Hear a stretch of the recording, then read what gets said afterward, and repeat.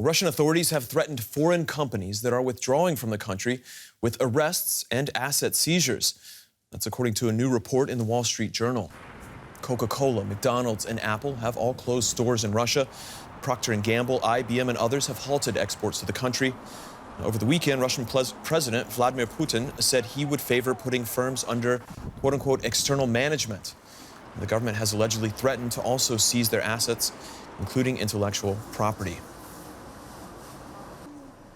All right, I'm joined now by Teresa Fallon with the Center for Russia, Europe, Asian Studies. Teresa, good to see you.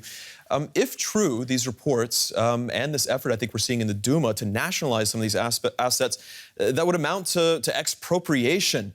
I would imagine this suggests surely a real rupture with Western economies and not just sort of a pause during sanctions. Yes, that would really represent a very strong delinking with the West. And the one country that would be situated to gain the most from all of this is China. We've seen a Chinese ambassador state that China should position itself to buy up these Western companies that might be nationalized by Russia. But in addition, this is also a tacit promise to Russia that they will support them. So in many respects, China is trying to walk a very careful line while the West is trying to sanction Russia in order to change their calculus in regard to Ukraine. China is kind of, through a back door, kind of telling them that we're there to support you. And this is all coming to a head today. We'll see there are talks going to take place in Rome. But I think that China is trying to be ambiguous, trying to keep Russia on side and trying to keep the West on side because they need the Western markets both in Europe and in the U.S. I want to come back to China in just a moment, but I want to ask first, do businesses, these major businesses, McDonald's, Coca-Cola, IBM, do they have any recourse were their assets to be seized? Well, there are two aspects going on here. Some are just voluntarily companies leaving. They're not part of the sanctions package. They realize that the optics are really bad.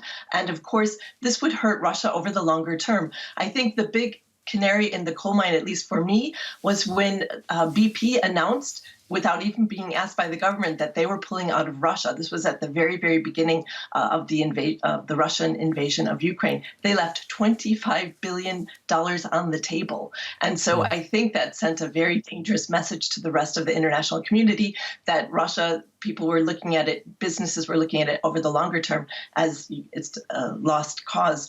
Shell quickly followed. So now you see other companies like, as you noted, Coca-Cola, Disney, all of these companies are kind of pulling out a bit from Russia as a way voluntarily to kind of send a message to their other customers in the rest of the world that they don't support what they're doing in Ukraine. So this really, we're seeing Russian economy being crippled very rapidly. I mean, we haven't seen these types of sanctions, all these, kind of joint sanctions, even partially SWIFT.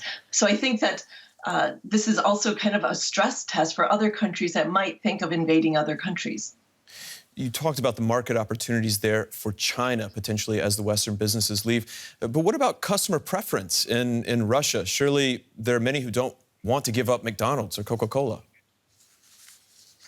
Yes, I've seen many interviews with people who, first of all, are in shock, that they might not have any more access to these types of industries or companies or products. So I think that even though that much of the media is state-controlled in Russia, people are going to start noticing that IKEA is gone, H&M is gone, all of these companies that they were doing business with are gone. So even though the media in Russia is telling them everything's fine, the public is getting concerned because also these companies provide a lot of jobs. And so people are already being asked to take cuts in pay. And some of these companies are continuing to pay their employees even though they've shut down their premises in order to keep good relations with their employees. So it's a very mixed bag. Some are leaving, some are trying to maintain good relations with their Russian employees, and companies are being threatened to be nationalized. So I think the Moscow politics or Russian politics are really going to be stress tested, not only